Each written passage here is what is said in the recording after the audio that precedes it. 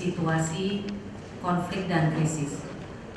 Konflik ini sebagai hal yang memenuhi banyak kriteria jurnalistik untuk membuat peristiwa menjadi berita, dan karena menarik perhatian, peristiwa krisis dan juga konflik tidak akan luput dari perhatian dan pemberitaan media massa.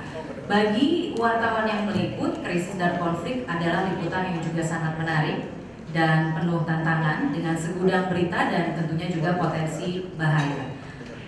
Namun, meliput konflik dan krisis bukan perkara yang mudah. Kita bisa tanyakan kepada para panelis yang sudah hadir bersama kita pada siang hari ini.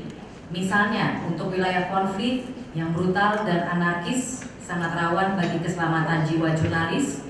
Terkadang tidak ada jaminan semua pihak yang bertikai mau menghormati konvensi tentang perlindungan keselamatan jurnalis dalam meliput konflik. Media juga dihadapkan pada kendala keterbatasan akses ke sumber-sumber konflik, begitu juga dengan kurangnya pemahaman atas kondisi sosial budaya setempat dan juga terkadang ketergantungan terhadap sumber-sumber resmi. Bagaimana dengan dampak pemberitaan media yang berisi krisis dan konflik? Dikatakan ada dua pengaruhnya. Yang pertama, semakin memperluas eskalasi kekerasan, atau justru sebaliknya yang kedua, membantu meredakan dan juga menyelesaikan konflik. Seperti yang juga seringkali dipromosikan oleh UNESCO melalui apa yang dinamakan Conflict Sensitive Reporting. Dan ini juga sebenarnya sejalan dengan upaya pencapaian Sustainable Development Goals atau SDGs, yang antara lain bertujuan untuk mengurangi secara signifikan semua bentuk kekerasan dengan melibatkan pemerintah serta komunitas untuk mencari solusi dalam mengatasi konflik. Kita akan lihat pengalaman dari 3 jurnalis senior yang sudah hadir bersama saya pada siang hari ini, bagaimana upaya mereka untuk menjaga profesionalisme dan juga etika dalam peliputan konflik dan krisis, serta menjadi bagian dari solusi. Pertama-tama saya ingin memperkenalkan di sebelah kiri saya persis. Saya kasih kesempatan pertama kepada Desi Fitriani. Kalau boleh saya memperkenalkan sedikit saja mengenai sepak terjang dari rekan saya ini yang memiliki pengalaman sangat panjang, tidak hanya dalam peliputan konflik dan bencana domestik tetapi juga internasional.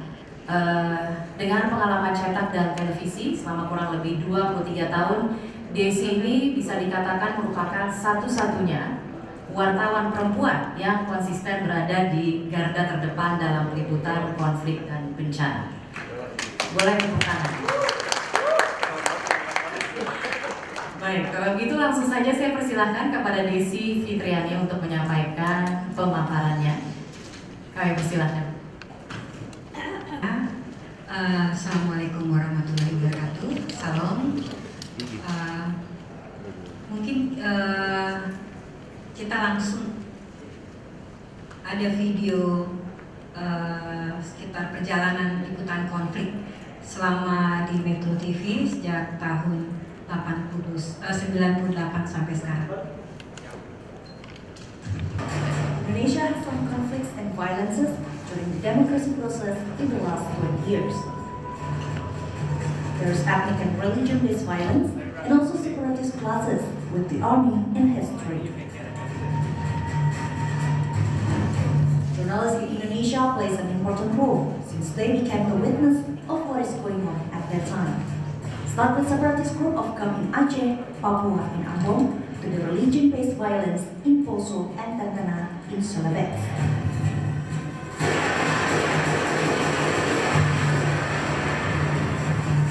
When it comes about Aceh, most journalists saw of Aceh Storm for a military operation area in 1998 as part of the war in Aceh to regain the area from GAM.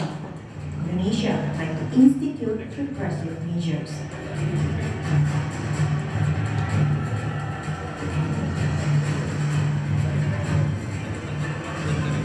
Until the mega tsunami disaster in 2004 that led the peace process between the two sides in Helsinki, and finally got a peace deal in 2005.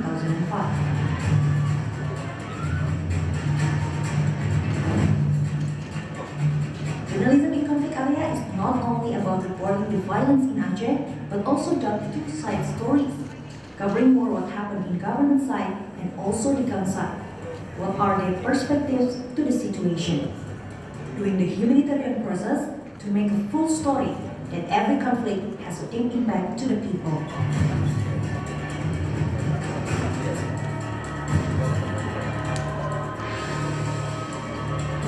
The same method we applied when we were in Papua. We made a comprehensive story by covering onto OPM headquarters and met their commanders there. We were also covered Timor-Leste conflict in 2006, when 700 local army and police personnel ran away to mountainous area and made an insurgency group as a response to the government regulation. We made a communication to the group's leader and covered their hiding place. In some Middle East conflict, we covered Gaza, describing how people there doing daily activities, cover Indonesian government's aid by building an Indonesian hospital in Gaza City. Dalam terowongan melihat bagaimana kondisi terowongan di dalam. Ini terowongan dari besar sampai ke kecil dan mengecil kembali. Saya akan coba masukinya. And made an inside story in Fighters Channel how they smuggling any supplies inside and outside Gaza and even guns. Yes, they gave us an access to do that. Memang cukup melelahkan dan cukup ketakutan dari Gaza, Palestina. Desi Fitriani melaporkan.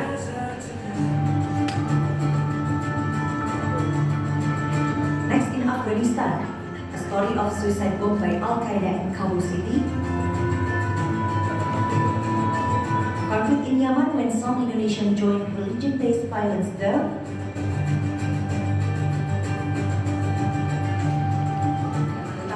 Dan bentuk pasar itu seperti kios-kios kecil, dan di belakang saya ini adalah beberapa jenis senjata-senjata AK. To refugees face of Rohingya people in Myanmar, we were there. Sama dengan para pengungsi yang ada di kawasan di sekitar ini. Until the release of some Indonesian sailors abducted by Abu Sayyaf Islamic group in southern Philippines, we always practice the cover both side journalism to achieve two sides trust when we were covering some conflict issues.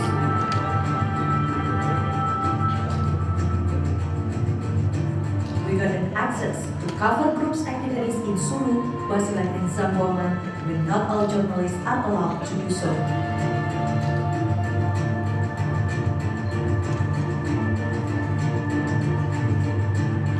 Metro TV gave a full report in negotiation process for 10 Indonesian sailors between the government and the Abu Sayyaf through an exclusive materials.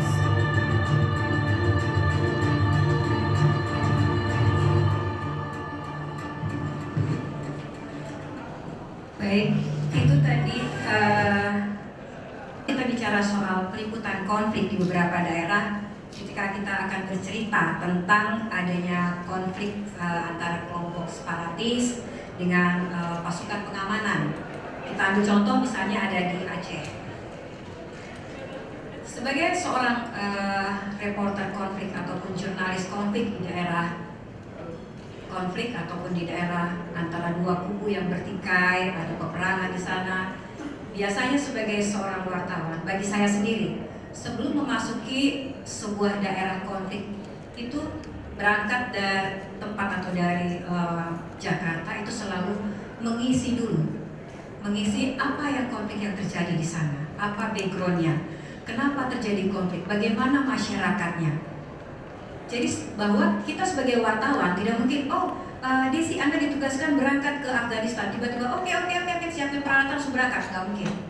Kenapa? Walaupun waktunya sedemikian mepet ataupun hanya beberapa jam waktu go show ke bandara, tetapi sepanjang perjalanan kita selalu berusaha untuk memperkaya dulu ada apa di sana, konflik apa yang terjadi. Jadi mengetahui latar belakang konflik itu. Karena apa? Kalau kita liputan konflik, seperti peliputan biasa seperti orang main-mainan, tapi kalau mati beneran, karena nyawa cuma satu. Jadi kita coba belajar dulu background daripada daerah tersebut, bagaimana adanya, konfliknya siapa, apa yang kita hadapi. Kemudian ketika memasuki daerah tersebut, biasanya mereka selalu menutup diri antara dua kubu yang bertikai. kalau kelompok dari separatis itu lebih tertutup ataupun kelompok pemberontak. Tetapi kalau dari aparat keamanan atau pasukan pengamanan, mereka lebih terbuka. Kalau kita ambil kasus pada tahun 2002 darurat militer, seluruh wartawan ketika akan diberangkatkan di Aceh, mereka harus menjalani pelatihan Ebendit di Sangga Buana pelatihan militer. Di situ dilatih selama 4 hari. Hari pertama diajarkan baru ngalang ilmu-ilmunya, kemudian ada prakteknya, bagaimana cara survival, bagaimana cara penyelamatan diri, bagaimana ketika ada kontak tembak. Tetapi apa yang terjadi? Ketika sampai di Aceh, bahwa kita dipandu Ebendit dengan mereka untuk menceritakan atau memberitakan sesuai dengan versi mereka. Bagaimana pasukan keamanan masuk ke dalam satu wilayah, kemudian mereka menangkap para kelompok anggota GAM, kemudian mereka memotong logistik mereka, kemudian mereka melakukan sweeping di sana. Tetapi apakah itu tugas seorang wartawan? Karena adanya berbagai kepentingan. Tetapi kita mencoba untuk melakukan pendekatan atau melakukan peliputan berita untuk kubu yang bertikai dengan kelompok separatis. Cuma kalau pengalaman yang pernah saya alami, untuk kita bisa masuk dalam kelompok separatis ataupun kelompok pemberontak itu agak sulit. Perlu beberapa tahap-tahap yang dilalui. Seperti kemarin waktu pertama kali dulu masa-masa waktu di Aceh, untuk bisa ketemu dengan Panglima Perang GAM, ada gambar saya duduk berdua yang pakai baju kaos biru, itu Panglima Perang di Aceh. Itu Panglima dari 16 Panglima wilayah di Aceh, namanya Panglima Perang Ishak Daud. Untuk bisa ketemu dia itu harus pertama janjian dengan orang-orangnya. Kemudian saya bertemu di pinggir jalan di belakang kuburan. Dari situ jam 6 pagi, dari situ mereka dibawa ke dalam dengan mobil angkutan biasa. Sampai di situ baru disuruh turun, mata ditutup, naik motor sama mereka, naik motor itu dari jam 6 pagi baru bisa ketemu itu sekitar jam 7 malam. Mata ditutup, suruh jalan dihantar di hutan, pokoknya jalannya mendaki menurun, udah itu baru ketemu. Jadi ada step-step yang harus dilalui dengan mereka sebelum harus komunikasi, dan mereka ada kepercayaan bahwa wah ini tidak akan membocorkan rahasia di mana posisi. Tapi setelah melakukan pengambil gambar segala macam, mereka akan bilang tolong lokasi pertemuan jangan diberitakan. Jadi biasanya kalau misalnya saya ketemu di Gunung Hitam, saya bilang di kawasan wilayah Aceh Timur. Jadi tidak menyebutkan secara detail di mana lokasi pertemuan kami, karena memang setelah pertemuan, setelah wawancara kita akan bubar. Tidak, memang yang saya tuliskan tadi bahwa idealnya seorang jurnalis itu harus berada di tengah-tengah. Hari ini memberitakan soal bagaimana pasukan pengamanan, kemudian kita juga harus memberitakan bagaimana kelompok separatis bergerak. Tapi dalam kenyataannya, baik beberapa liputan yang ada di beberapa tempat ternyata memang pasukan pengamanan itu tekanan pemerintah, karena memang tiap malam kami harus didoktrin bahwa tidak boleh dengan. Ketika kita meliput soal tentara, mau tidak mau GAM akan menelpon. Dia bilang saya tidak memberikan jaminan keamanan buat kamu dan tim kamu apabila berita itu akan diteruskan. Kemudian kita liputan dengan GAM, aparat TNI ataupun polisi akan datang tempat kita, ya kamu tidak NKRI, tidak merah putih. Mungkin hal-hal seperti itu yang kekuasaan dan juga mungkin ya memang itulah yang terjadi. Tapi paling kurang kita sebagai jurnalis membuat lebih fair, artinya kalau masih ada 60-40 itu sudah sangat-sangat bagus untuk ditonton sebagai jurnalis. Tahan ataupun beberapa liputan konflik, mungkin ada beberapa teman juga yang sudah mengalami bahwa ketika hampir di seluruh daerah semakin jurnalis memberitakan soal konflik itu sendiri, semakin meluas konflik itu. Mungkin kita pernah dengar ketika kasus Tentena di Sulawesi. Apa sih yang harus kita lakukan kalau supaya konflik tidak meluas? Kita harus membuat sesuatu peliputan yang membuat sedikit damai. Contohnya apa? Contohnya bahwa kita buat sebuah pemberitaan bagaimana kondisi masyarakat korban konflik.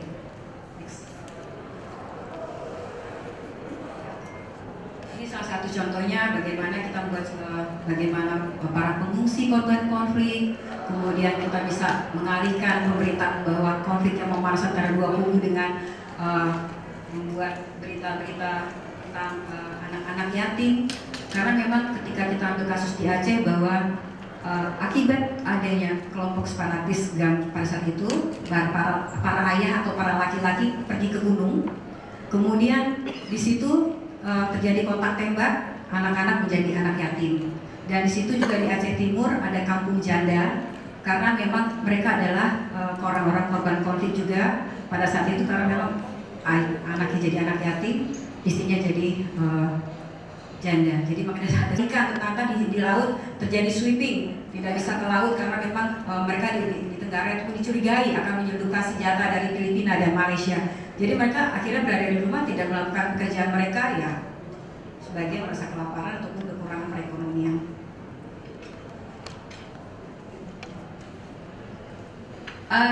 Seperti yang tadi, bahwa dalam peliputan konflik kita tidak tahu kapan bahaya itu datang. Jadi hanya kita sendiri yang bisa mengatasi atau tahu bagaimana keamanan kita di daerah konflik. Biasanya saya dengan kameramen ketika masuk ke daerah konflik, bahwa nyawa saya, nyawa kameramen, nyawa saya. Karena kameramen itu matanya banyak pada kamera. Jadi sebagai reporter kita mengawasi daripada teman kita sendiri, satu tim sendiri. Dan alangkah baiknya pada saat peliputan konflik kita tidak sendiri atau sendiri media sendiri. Kita berteman dengan berbagai media lainnya, artinya bukan harus berbagi ini liputan, ini berbagi, itu bukan. Artinya bahwa kita saling sama-sama menjaga, bahwa suatu saat dia akan membantu kita untuk menjaga kita. Bagaimanapun juga bahaya itu mengancam dari beberapa, kita tidak tahu ketika misalnya darah masuk. Wartawan itu kan ketika ada kontak tembak, masyarakat pergi, kita datang. Nah pada saat kita masuk ke daerah situ, yang sesama-sama wartawan itu pasti akan jangan lewat sana, tadi ada yang di kontak tembak, ada di sana. Karena kan kita kalau di Aceh itu tidak ketahuan mana yang GAM, mana yang masyarakat sipil. Ketika dia memegang senjata, baru dia tahu bahwa itu adalah kelompok separatis. Tapi ketika dia melepas, tidak pakai senjata, dia masyarakat sipil. Dan itu juga yang terjadi di beberapa daerah lainnya seperti di Poso. Ketika misalnya pada saat kasus tanah runtuh juga seperti itu, mereka tidak bahwa mereka kata kampung Islam di pesantren tanah runtuh itu tidak tahu bahwa itu adalah pemberontak atau tidak. Ketika mereka pegang senjata seperti itu. Sama juga ketika di OPM, ketika di Papua, ketika kami masuk ke atas itu adalah kampung OPM. Jadi tidak bisa sembarang orang bisa naik ke atas itu. Tetapi ketika saat mereka turun ke kota, turun ke bawah, kita tidak tahu bahwa dia OPM atau tidak. Karena memang pada saat dia turun ke kota, dia tidak akan bawa senjata. Mereka akan menyalipkan senjata mereka ketika dia turun dari perbukitan. Dan mereka punya satu tempat, ada dia tanam senjata mereka di bawah tempat terbuka, dia hanya dia yang tahu. Dan ketika ikut dengan mereka baru kita tahu, oh berarti senjatanya dari atas di bawah, kemudian ditaruh di belakang perjalanan. Luasan datang ke berbagai negara, ke Afghanistan, ke Yaman, ke daerah-daerah lainnya. Tetapi selama 4 tahun terakhir permasalahannya adalah kami cukup sulit untuk bisa mendapatkan visa jurnalis. Contohnya 4 tahun yang lalu, ketika di Suriah kami mendapatkan informasi ada 125 orang warga negara Indonesia bergabung dalam kelompok ISIS, dan kita apply visa jurnalis ke kedutaan Suriah, tetapi mereka tidak berikan izin. Padahal sudah waktu itu sudah interview beberapa kali, 3 kali, kemudian mereka bilang tidak bisa jurnalis masuk ke dalam situ. Kemudian 2 tahun yang lalu kita mendapatkan informasi lagi bahwa di situ sudah ada 520 orang warga negara Indonesia bergabung di Suriah. Kita coba apply visa jurnalis lagi ke kedutaan Suriah, tapi mereka bilang kita akan keluarkan kalau kamu mendapatkan visa Libanon dan Yordan. Tapi setelah kita urus visa Libanon dan Yordan, kemudian mereka bilang pass no. Jadi memang dalam 4-5 tahun ini cukup sulit bisa masuk ke daerah konflik. Tetapi untuk media TV memang agak susah karena kita harus membawa kamera. Tapi mungkin buat jurnalis cetak itu mungkin bisa, karena kan bisa sebagai turis lokal ataupun yang lainnya. Akibatnya kita juga pernah melakukan penyamaran ketika masuk ke Myanmar, karena di situ kan memang jurnalis tidak boleh masuk ke daerah lain. Kita menyamar memakai rompi palang merah waktu itu, dan itu atas kesepakatan bersama bahwa memang itu masalahnya waktu itu Muslim di Indonesia pada sedang ada jadi pertanyaan sendiri karena mereka menganggap bahwa orang Muslim ditindas di Rohingya pada saat itu. Mungkin ini ada sedikit gambaran sharing informasi dalam peliputan konflik di beberapa tempat. Terima kasih. Kita akan akan coba untuk menggali lebih jauh ke Desi Fitriani. Kita berikan kesempatan untuk tanya jawab, tapi sebelumnya saya ingin beralih dulu ke panelis berikutnya, Mas Hannibal Wijayanta, yang mungkin di antara kita semua yang hadir di sini paling lama pengalamannya. Paling tua. Saya tidak mengatakan paling tua. Mengawali karirnya sebagai wartawan cetak tahun 1991 lalu di beberapa media cetak terkemuka seperti misalnya Forum Keadilan, kemudian juga koran Tempo dan majalah Tempo, sebelum akhirnya beralih ke media televisi pada tahun 2006, kurang lebih 10 tahun yang lalu sebagai produser assignment di ANTV, dan kini Mas Hannibal menjabat sebagai Gathering Senior Manager on Current Affairs di TV One. Nah, Mas Hannibal ini punya pengalaman cukup unik pada saat melakukan reportase di jalur Gaza, termasuk salah satu pihak yang menginisiasi pendirian rumah sakit di jalur Gaza. Namun untuk lengkapnya, mari kita dengarkan bersama-sama Hannibal Wijayanta. Kami persilakan. Terima kasih. Assalamualaikum warahmatullahi wabarakatuh. Saudara-saudara sekalian, terima kasih saya mendapatkan kesempatan ini. Mungkin kalau dibandingkan Mbak Desi, pengalaman perang saya di luar negeri baru di Gaza ini. Tapi yang kalau perang di Indonesia di dalam negeri sudah sejak konflik-konflik yang di tanah air kita sebelum reformasi, setelah reformasi banyak. Tapi waktu itu saya masih di media cetak, saya di Forum dan juga di Tempo ketika meliput Rukun Santet dulu, perang Rukun Santet tahun 99, terus kemudian Ambon, kemudian juga peristiwa Mei 98. Nah, meliput di area konflik ini memang menarik, penuh tantangan, tapi juga sekaligus penuh ya namanya peluru nggak punya mata, nggak kenal siapa kita. Dan itu yang terjadi ketika kebetulan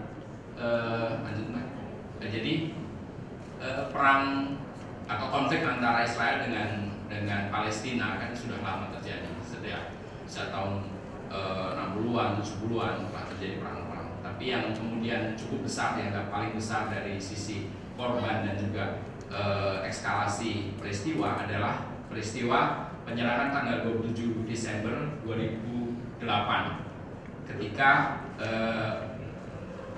Israel melancarkan operasi Castle. Mereka menyerang jalur Gaza yang cuma 365 km persegi, bombardir dengan ribuan bom tandan dan model-model bom terbaru waktu itu. Ada bom fosfor segala macam, dan itu membuat seluruh dunia merasa prihatin. Lanjut. Nah, kondisi semakin memburuk ketika tentara Israel melakukan serangan darat tanggal 3 Januari, kemudian dilanjut 5 Januari mulai masuk Gaza City. Gaza itu selain tempatnya cuma kecil, juga lokasinya itu sebenarnya jalannya besar-besar dan penduduknya banyak. Total waktu itu penduduk 1,6 juta orang. Jadi dengan lokasi yang cuma 365 km persegi ini, dengan daerah yang padat penduduk, serangan itu membuat korban yang begitu banyak. Nah, konflik akhirnya berhenti tanggal 18 Januari. Waktu itu kita nggak ngerti kenapa sih Israel kok menghentikan serangan tiba-tiba. Baru kemudian mereka benar-benar menarik seluruh pasukan tanggal 21, dan saat itulah kita baru boleh masuk ke Gaza. Nah, lanjut.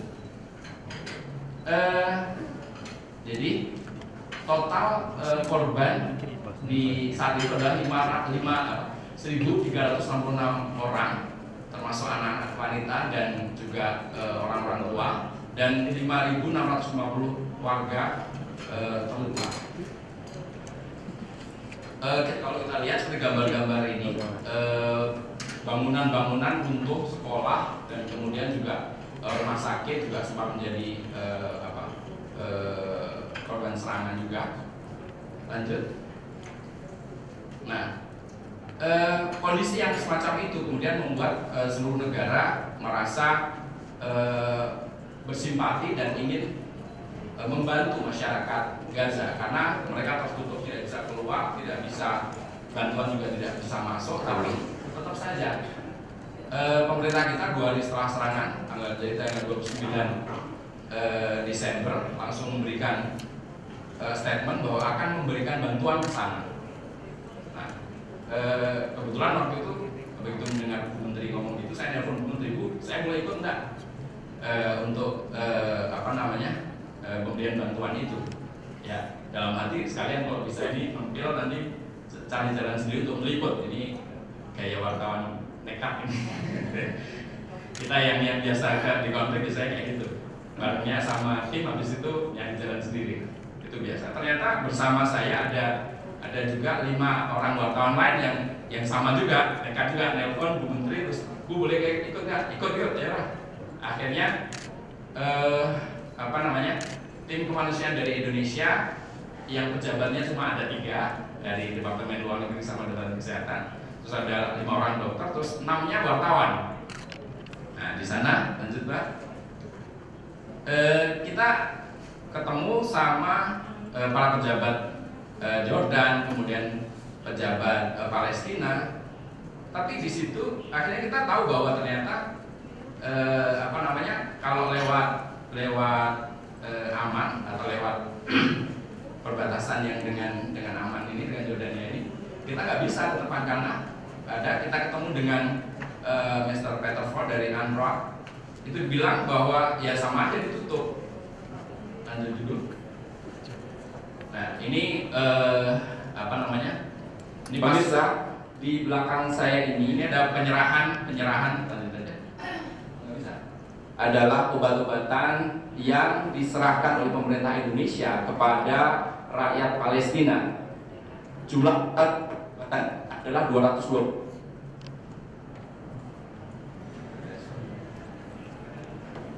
Kembali.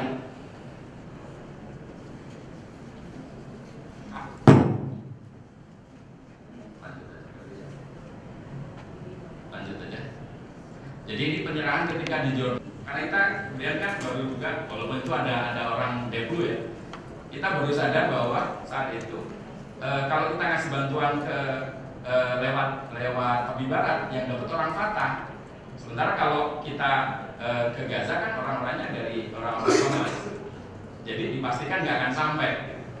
Maka kemudian dari ngobrol dengan terutama dari Mr. Peter Ford ini, kita baru bisa tahu bahwa dia menyarankan bahwa sebaiknya Anda lewat Gaza saja langsung supaya bisa sampai ke orang-orang Hamas yang di Gaza. Akhirnya kita jalan dari Amman kemudian ke Kairo lewat jalur darat dan kemudian masuk ke Kairo. Baru setelah 6 hari kemudian kita bisa masuk ke Rafah dan memberikan bantuan yang sudah kita pisah tadi. Kan kita nggak enak namanya, udah lewat aman, nggak ada bantuan yang diserahkan lewat sana, makanya dibagi 2. Kita lanjut Pak. Nah, tanggal 8 Januari barulah kita memberikan bantuan di Rafah, menyerahkan bantuan dari pemerintah Indonesia. Nggak ada suara ya. Mohon maaf, ini saya kebetulan waktu itu saya masih di Antv.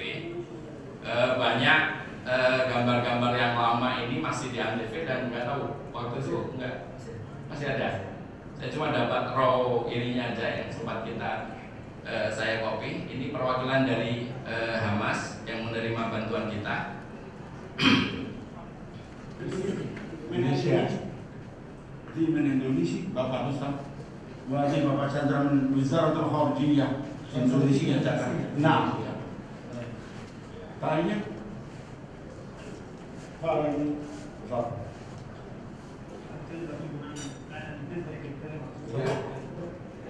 Ya,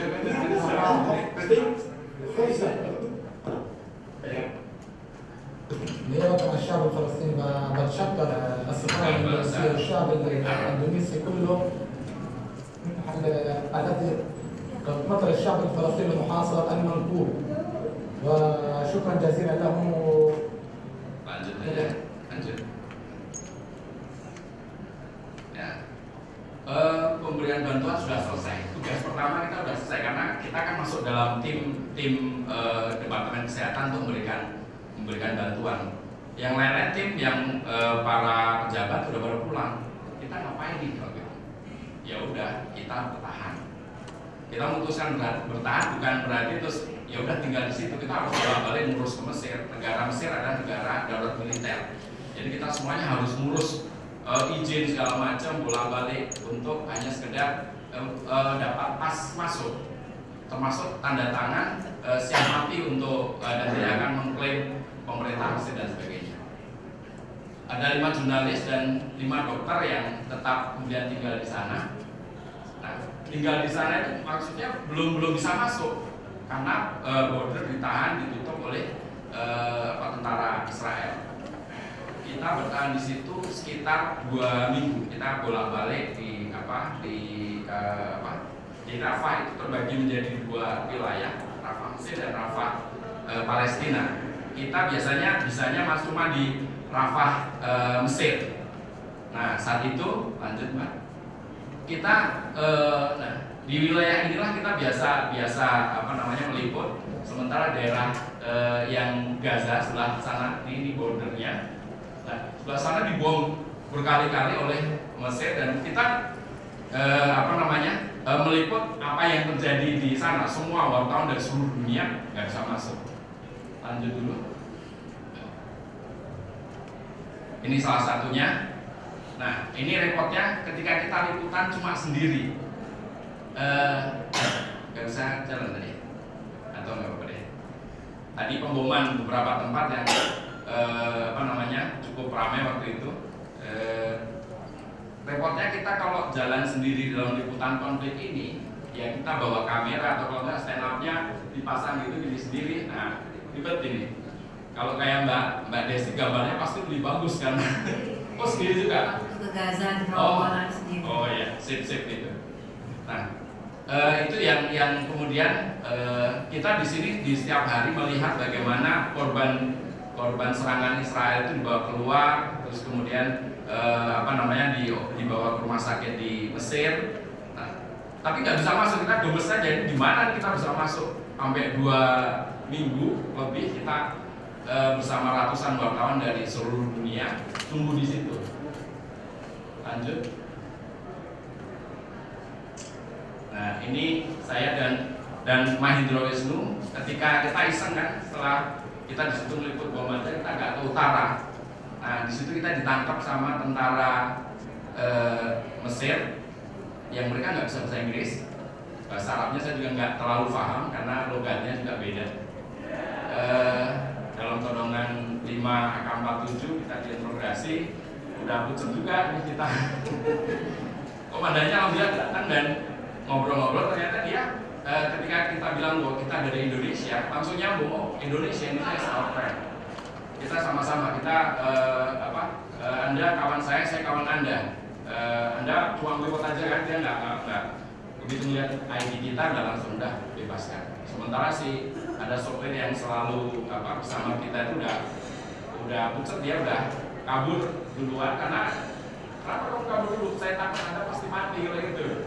Ternyata alhamdulillah karena kita nyebut sebagai orang Indonesia, ternyata bagi orang Mesir yang cukup ini ya, komandannya ini kalau nggak salah kapten, dia paham bahwa kita adalah bangsa yang sahabat bangsa Mesir. Lanjut. Nah, ini lokasi setelah ini yang kami ditangkap karena kita ternyata mengambil gambar tentara sebelah sini kita nggak sempat tahu dan akhirnya itu tadi selama 30 menit diinterogasi tentara Mesir.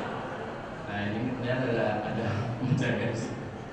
Sebelah sana ini, ini adalah Khan Yunis, daerah yang juga terus dibombardir oleh Israel. Lanjut Mbak. Ini lokasi tanggal 21 Januari gerbang Rafah baru boleh dibuka ketika Israel sudah menyatakan ceasefire. Lanjut.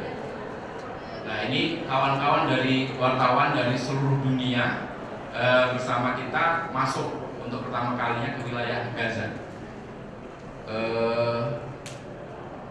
Nah, ini yang menarik juga seperti tadi di Mbak Desi bilang bahwa kita kadang-kadang kalau udah liputan itu kan harus awas dengan kesehatan, dengan bagian pengamanan kita. Dari 5 orang wartawan ini yang bawa rompi anti peluru cuma saya. Yang lain-lain ya udah modal nekat saja. Nah, helm juga nggak ada dan ya memang rompi anti peluru kan berat juga, sekitar 8 kilo kan satunya, jadi cukup mengganggu. Nah, lanjut Mbak, ini suasananya. Nah, ini ketika masuk ke Gaza, kita nunggunya sampai 6 jam baru bisa masuk dan masuknya paling cuma 100 meter. Kita kirain kan sampai panjang segala macam, ternyata cuma sekitar 100 meter dan akhirnya kita baru boleh masuk. Lanjut, kita langsung berangkat ke Gaza. Saat itu suasana sudah ceasefire, tapi tembakan-tembakan dari tentara Mesir, tentara Israel masih terjadi. Dan walaupun masyarakat juga sudah mulai berbenah, tapi laporan-laporan dari wilayah ini, dari wilayah perbatasan ini masih ada anak-anak atau orang-orang yang ditembakin oleh Israel. Lanjut. Dan disinilah kemudian rumah sakit. Ini salah satu contoh, ini tembakan di pesawat. Ini lokasi di dalam kota sudah mulai tenang. Lanjut. Akhirnya kita ngobrol. Melihat fasilitas rumah sakit di Ashifa itu juga sudah sangat kurang. Itu rumah sakit satu-satunya di Gaza. Dan kita melihat bahwa Gaza ini butuh rumah sakit baru. Akhirnya kita kemudian mencari yang namanya Menteri Kesehatan Palestina. Jadi nyarinya udah kayak film spy di Hollywood. Jadi kita datang ke suatu tempat, kirain tempat itu yang tempatnya si Pak Dokter. Ternyata kita masuk dari pintu depan keluar, sudah di luar ada mobil yang menunggu ke tempat lain, dan itu sampai 3 kali.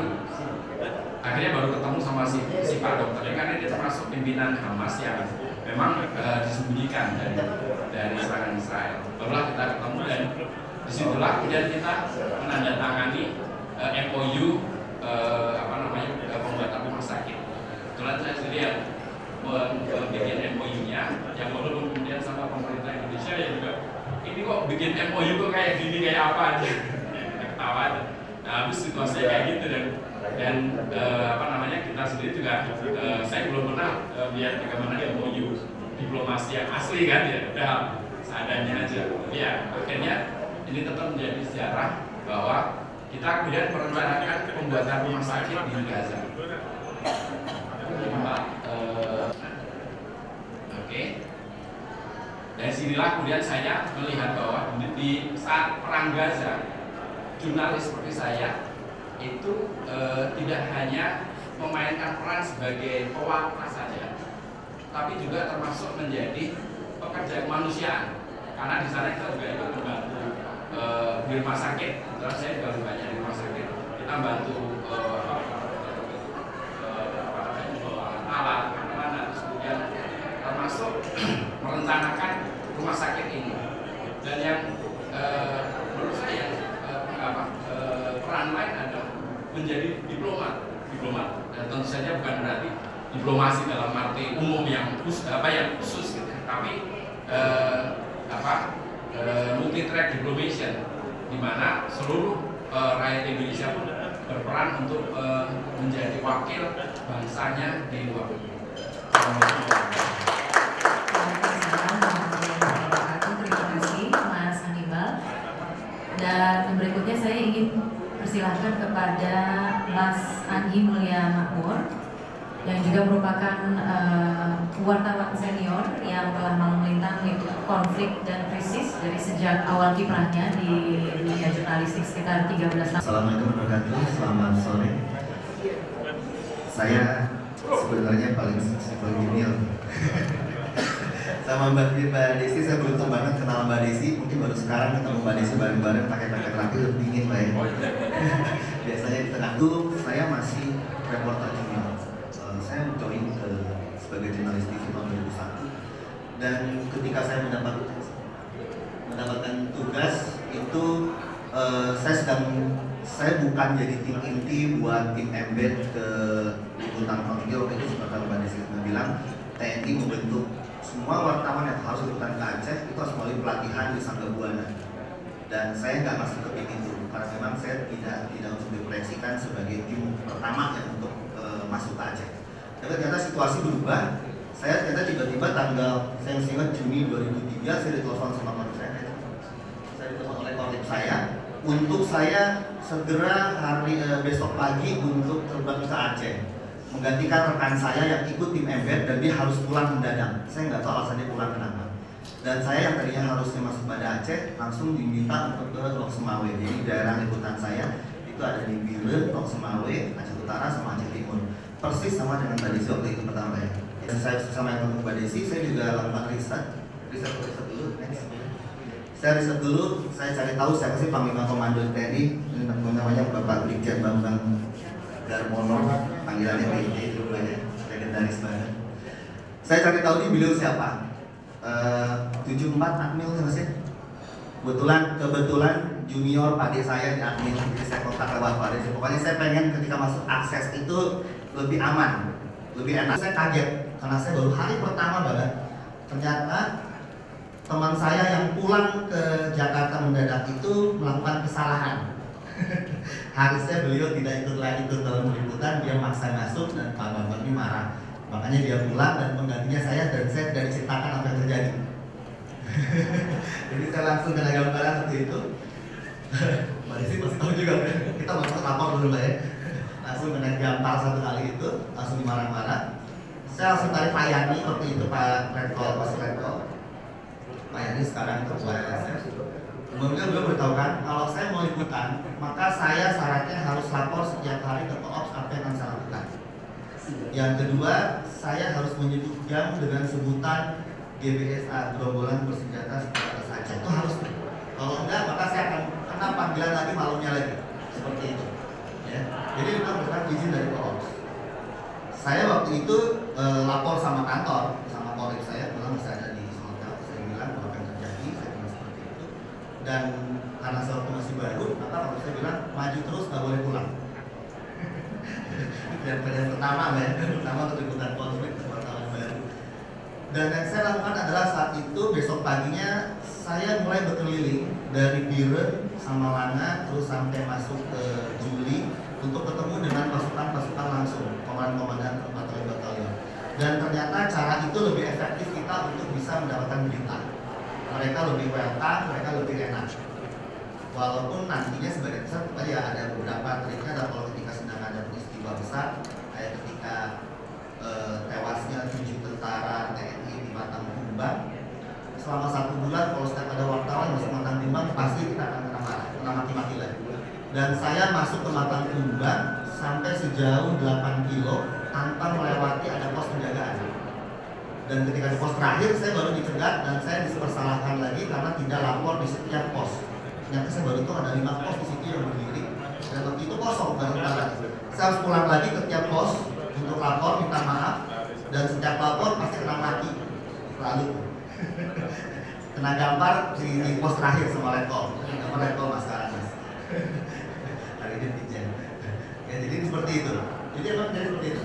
Dan saya juga harus riset juga tentang siapa aja panglima di sana. Saya di Biren ada Darwis Junip, Panglima Daerah Junip di Biren. Jadi kita kalau mau masuk Biren koordinasi lewat HP satelit waktu itu susah banget atau HP SMS bisa kontak Darwis Junip.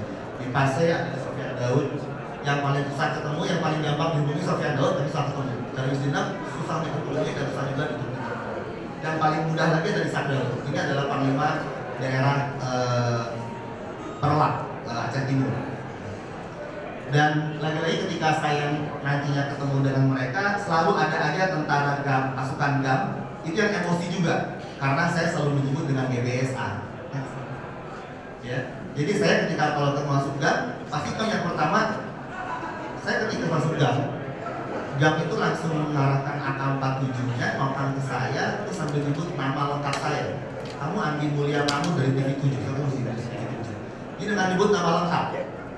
Padahal orang di kantornya nama lengkap saya tidak hafal.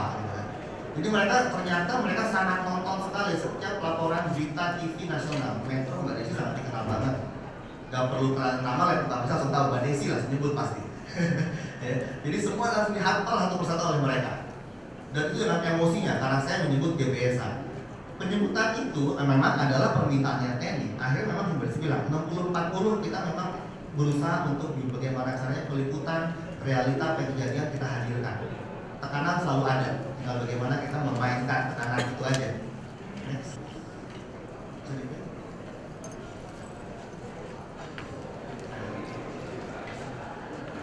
Sama saya. Dan refleksnya adalah teman-teman wartawan saya beberapa juga ada yang masih baru sama seperti saya. Itu mereka langsung geser. Jadi ketika kokangan senjata mereka sedikit menjauh. Saya sampai suruh bilang ke mereka, nggak banget udah ngejauh gitu kan. Nah, ini kejadiannya, ini pertama kali ke Bang Ersa, ya. Dan Bang Ishak ini ramah banget, maksud Panglima GAM yang sangat ramah. Tapi dibalik keramahannya kadang suka kasih nyali kita, bengis. Jadi kalau kita nanya, Bang, kayaknya udah sore nih, kita mau pulang ya. Terus dia bilang, nggak mau nginep ya? Nah itu tuh, kita makin kan, ntar ya Bang. Karena ternyata memang waktu itu suasananya baru pertama kali wartawan disandra oleh GAM. Biasanya wartawan memang ketemu, lalu boleh pulang, paling sehari 2 hari ya Mbak Desi ya. Kita nginep, makan durian enak, kelapa muda, biasanya seperti itu. Ini ada soal tanya. Ada di navigasi timur. Belum tahu, doakannya Belum tanya ke saya. Bang Ersa ini reporter senior RCTI. Beliau pengalaman konfliknya luar biasa di Ambon, di poso mana-mana. Saya banyak belajar dari Bang Ersa di lapangan, sangat banget kejadian. Bang Ersa ini di hari Minggu bersama saya 2 mobil itu melakukan perjalanan jurnalistik ke Langsa. Saya berhenti di Pantol Labu. Bang Ersa lanjut ke pengungsian. Jadi kalau ada penyerbuan TNI menyerang satu daerah itu satu penduduknya diungsikan, disaring oleh TNI. Lalu TNI akan menyerbu daerah itu. Nah, kita tengok ke daerah pengungsian itu. Ketika Bang Ersa mau pulang, ternyata mobil Bang Ersa dicegat oleh dari GAM wilayah Perlak. Lalu mereka disandra 1 tahun lebih kalau nggak salah ya, 1 tahun sebelum. Dan Bang Ersa meninggal ketika kontak tembak GAM di daerah Perlak sana. Oke. Dan akibat dari seperti tadi Mbak Desi bilang harus kita baru tayang baru besoknya tayang sore, malamnya saya sudah dapat surat panggilan dari Polres Aceh Utara untuk pemeriksaan BAP karena dianggap saya cuma ingat aja bahwa sejak kejadian itu sebenarnya liputan-liputan perang tembak-tembakan itu kita kadang memang tidak bisa jadi 2 sisi. Kalau kita lagi ikut TNI, kita dapat cerita di TNI, kalau ikut kita di GAM, ikutnya di GAM. Sejak itu maka saya akhirnya banyakkan liputan tentang bagaimana kita melakukan jurnalisme damai. Liputan yang saya lakukan adalah saya coba liput tentang kehidupan pengungsi di satu daerah itu ketika dipindahkan. Bayangkan aja rumahnya nggak ada masalah, nggak ada banjir, nggak ada apapun, tiba-tiba tentara datang untuk pindah ke tenda pengungsian. Dan itu nggak pernah ada yang tahu apakah 1 hari, 3 hari, seminggu atau 1 bulan. Sekolah juga berhenti. Jadi saya melakukan feature-feature tentang bagaimana kehidupan di tenda, bagaimana anak-anak SD itu akhirnya mereka nggak sekolah, padahal harusnya ujian sekolah waktu itu. Karena emang nggak boleh ada selama itu sedang ditutup oleh TNI. Dulu satu kecamatan Juli sangat paling besar itu ditutup. Lalu di Aceh Utara juga di Sawang itu tutup juga. Jadi semua dipindahkan. Dan kita juga liputan TNI, akhirnya liputan TNI-nya ikut mereka tetap, tapi yang kita ambil ada feature bagaimana tentara-tentara ini ternyata mereka juga kalau habis nembak meninggal mereka sholatkan. Jadi ada sisi humanisnya dari sisi mereka. Bagaimana mereka juga kangen sama anak sama istri. dimana mereka juga pengen cepet-cepet pulang. Kalau kata saya ketemu dengan teman-teman saya yang sama-sama waktu itu satu sekolah SMA, mereka masuk Akio, mereka sempat bilang, lu enak nih, pulang di tentara di sini ikut perang, pulang tidur di hotel. Saya pulang tidur di tenda-tenda lagi, istirahat tuh cuma satu tenda, besoknya harus perang lagi, mungkin nyawa saya nggak ada. Jadi bagi mereka benar perangnya mungkin kelihatan kayak main-main, tapi pelurunya beneran, mati beneran seperti itu. Nah, karena pengalaman di Aceh, saya selama di Aceh 3 bulan tahun 2003 itu, akhirnya saya harus pulang ke Jakarta karena biasa orang tua akhirnya khawatir karena nggak tahan yang dari situ kan anaknya tiap hari diomongin di berita, diperiksa polisi berkali-kali. Pulang saya ketika kejadian tsunami Aceh, karena kenal daerah Aceh, saya dikirim lagi pertama kali lagi. Jadi kejadian tsunami hari Minggu jam 8 pagi, saya jam 6 pagi udah ikut dengan Wapres, dengan Wapemret saya untuk duluan lihat survei lokasi Banda Aceh, lalu pulang ke Medan. Pulang ke Medan udah ada tim saya banyak, mereka untuk merencanakan peliputan. Oke, next. Merencanakan peliputan. Peliputannya kalau udah seperti itu, kantor Jakarta itu sudah tidak bisa lagi membantu kita secara full support. Sebenarnya dari sekarang kita. Intinya adalah Jakarta pengen segera berita kekirim. Caranya gimana itu urusan yang di lapangan. Maka saya waktu itu adalah bikin strateginya, ada tim yang untuk bawa SNG pakai pesawat, ikut dengan pesawatnya Pak JK. Lalu BBM juga katanya sana habis, saya pakai mobil, kirim mobil dari Medan, 3-4 mobil untuk bawa BBM, bawa logistik segala macam. Karena yang penting adalah pertama kali nyampe ke Banda Aceh untuk bisa live survei live di sana. Dan karena hotel semua rusak, ini adalah pengalaman bahwa ketika di bencana kami tinggal itu di rumah penduduk. Jadi ketika sampai di bandara, semua bingung, semua tim saya, ini kita mau kemana? Akhirnya saya coba jalan dari bandara itu, jalan sekitar 3 kilo ke arah utaranya, ketemu rumah penduduk, mereka suka ngobrol. Saya coba utarakan, boleh nggak saya numpang di sini? Ternyata itu membawa berkah sendiri. Kenapa? Karena informasi dengan penduduk itu lebih banyak. Kita lebih banyak bisa dapatkan informasi yang di luar dari yang kita tahu dari pemerintah. Kantor gubernur, rumah gubernur segala macam. Tapi dari penduduk ini kita bisa tahu daerah mana yang jalan putus, calang segala macam dari penduduk, dari warga itu. Oke, next. Lalu juga saya ikut pencarian. Juga ada tetap liburan feature manis seperti ini yang kita kepengen menggugah penonton bahwa Aceh ini butuh bantuan, tidak hanya sekedar kerusakan dan korban banyak. Jadi kebetulan dapat juga bagaimana gajah-gajah dari TV Aceh besar yang turun untuk membongkar kebutuhan. Dan ada juga yang mereka ternyata ada beberapa keluarga gak ini pernah saya di sholat Jumat, ada yang nyolek ke sebelah saya minta ikut pulang ke arah kampus Unsia. Kampus Unsia ke belakang itu saya tahu dulu markasnya daerah merah lah kalau sekarang itu. Mereka juga minta ke sana. Ternyata saya bilang ya boleh. Kameramen saya ketakutan tuh, karena dia tahu itu dan dia belum pernah itu pas zaman militer. Oke, itu dari saya. Terima kasih. Terima kasih. Bapak Ibu, tadi kita baru saja tuntas mendengarkan pengalaman dari masing-masing jurnalis senior yang sudah hadir bersama kita pada siang hari ini, masing-masing dari sudut pandangnya. Ada satu yang menarik, memang kalau yang disampaikan dari teman-teman tadi pengalamannya adalah sebelum saya beralih ke Q&A, namun tadi dari panelnya mengatakan mungkin kita harus break terlebih dahulu gitu ya. Udah ada break? Langsung aja, baiklah kalau gitu. Seperti yang tadi saya bisa lanjutkan sedikit. Oh baik, ya. Jadi refreshment, kopi dan lain sebagainya tersedia bagi Anda yang ingin menikmati hidangan kopi dan juga kue-kue. Bisa silakan sambil kita melanjutkan dengan sesi tanya jawab. Mungkin boleh disimpulkan sedikit tadi dari teman-teman yang sudah menyampaikan pengalamannya. Memang kunci itu adalah persiapan. Kunci dari peliputan konflik dan krisis, karena memang dalam situasi konflik dan krisis ini tentunya yang dihadapi di lapangan itu tidak main-main. Itu seperti yang tadi juga disampaikan oleh Desi Fitriani, bukan main-main. nyawa bisa hilang gitu ya kalau misalnya memang tidak dilengkapi dengan persiapan yang serius. Kalau boleh sekarang saya berikan kesempatan kepada Bapak Ibu sekalian yang ingin bertanya. Saya akan buka dulu untuk sesi pertama ini kepada 3 penanya sekaligus. Kemudian saya berikan kesempatan kepada panelis untuk menjawab sebelum saya buka lagi untuk sesi berikutnya. Seakan-akan bahwa PIS itu harus berhubungan dengan semuanya yang fisikal. Saat ini yang kita hadapi dalam konteks Indonesia bahwa masyarakat Indonesia sangat divided dengan polarisasi. Dalam konteks Indonesia, dalam konteks kekinian ini, apa yang bisa Anda jelaskan kepada kita? Peran apa yang bisa kita mainkan dalam hal ini? Lebih-lebih kalau kita melihat konteksnya bahwa media dimiliki oleh mereka yang mempunyai kepentingan politik dan mereka yang menjadi pemimpin partai politik. Jadi saya tidak melihat konteksnya apa dalam konteks kekinian.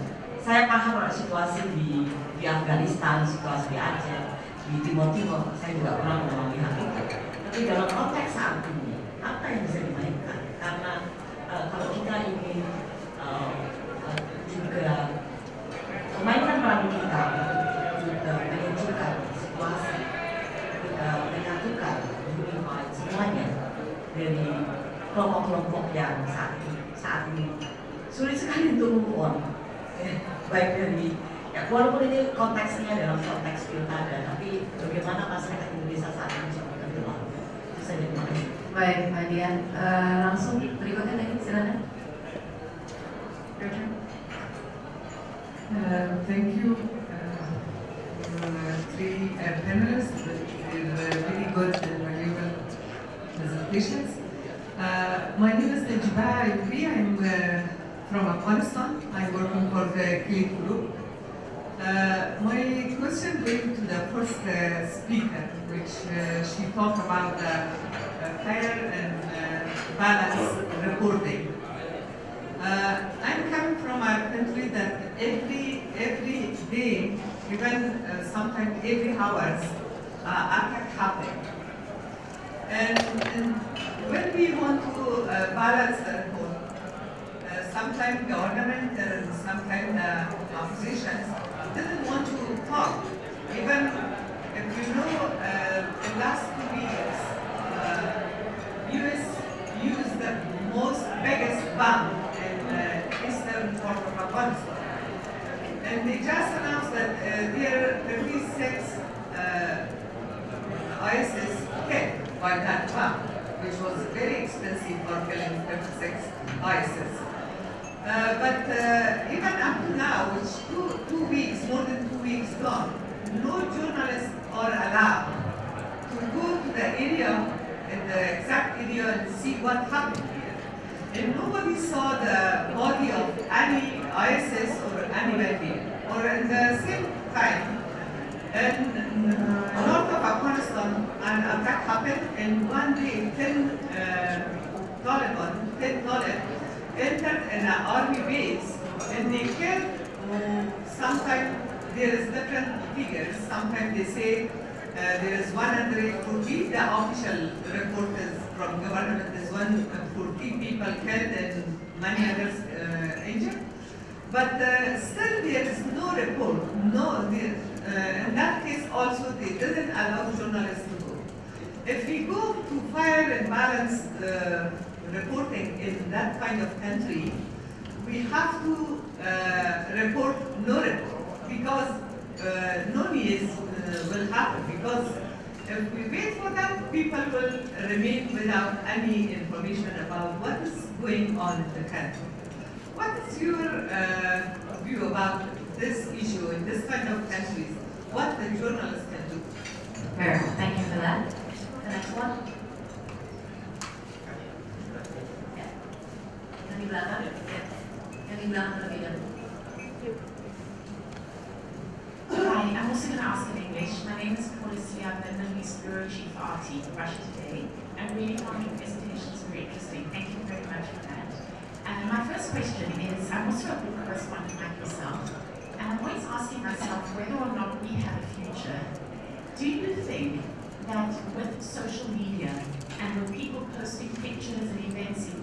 time all over the world, there is still a need for journalists to go to war zones. For example, Hannibal, you spoke about the problems you had getting to Gaza. Maybe we don't even need to worry about that. We've got people inside Gaza who are seeing the events, taking the posters. So that's my first question. Is there still a role for war reporting? And if yes, what is that role that's different to what people are doing every day, sending us pictures? It's the same point about Syria. You said you can't get a visa, but maybe it's not important. Maybe there are people inside Syria who can send us those stories. My second point was, it was also a point made by Hannibal. You said a journalist can also be a humanitarian worker and a diplomat. I work for a Russian TV channel, and I covered the war in Ukraine, where the Ukrainians did not see me as a journalist. They saw me as a Russian soldier, and they felt I was a legitimate target. Is it not dangerous if we start saying that journalists can be diplomats, journalists can be humanitarian workers? Because for some people, what is humanitarian work is assisting the enemy for somebody else. Do we not put ourselves in the line of fire when we walk away from being journalists who simply cover a story and nothing else? I want to make good like you.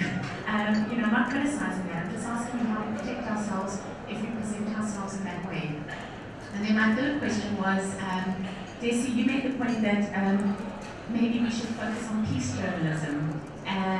But my question is, how do we do that? Because I have the same feeling as you, that because there's so much conflict today in the world, we have to cover it. And the more we cover it, the more people are informed about what's happening. And I don't think it's enough just to talk about good things that are coming out of the conflict. I think so much of our coverage, if we want to be honest, has to be on the fighting. And that, of course, makes people more angry, more involved, more reactionary. So I don't have the answer, but I'm curious, how do we not make more conflicts with our conflict reporting? Thank you. Thank you. Sisi-sisi humanis yang kita coba angkat dalam peliputan konflik itu sendiri.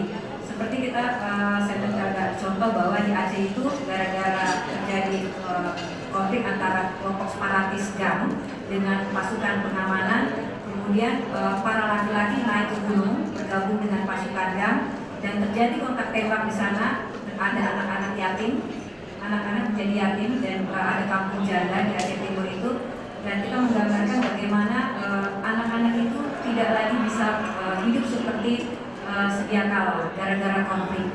Mereka yang biasanya baju seragam mereka baru karena ayah mereka pergi ke laut sebagai nelayan, tetapi karena ayahnya tewas pada saat konflik dan ibunya tidak bekerja, jadi dia kehidupannya berbeda dari sebelumnya seorang ayah.